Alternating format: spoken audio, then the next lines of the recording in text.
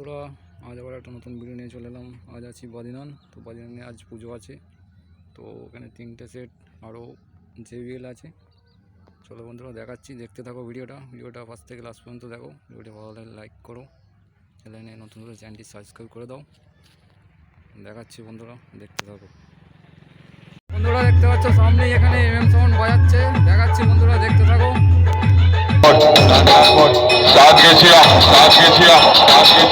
পূর্ব বর্ধমান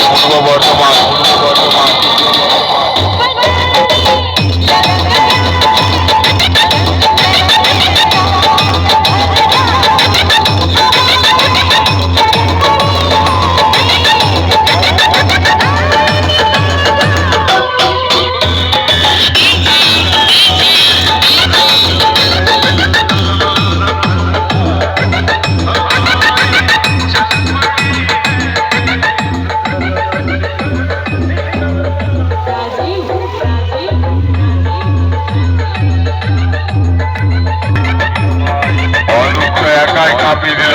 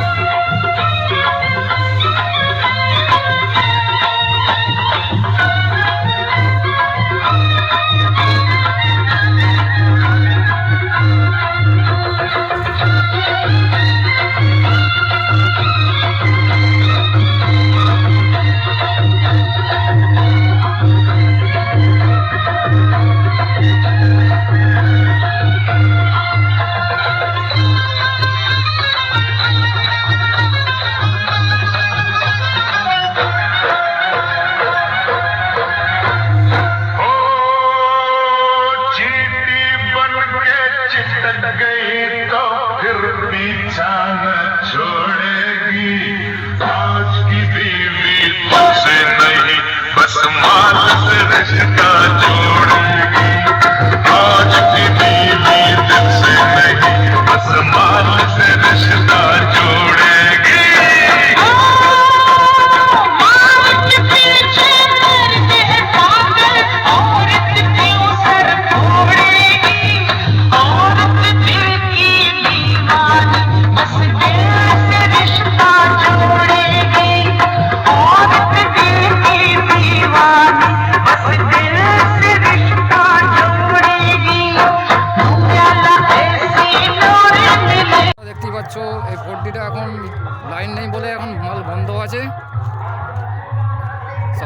দেখাচ্ছি, এটা ফুল 4D মাল বাদিনান। আর এই সাইডে একটা জেবিএল আছে, বড় জেবিএল, ওটাও মাল বন্ধ আছে। আর ওইখানে আছে একটা 16 মাল, দেখাচ্ছি সামনে গিয়ে বন্ধুরা।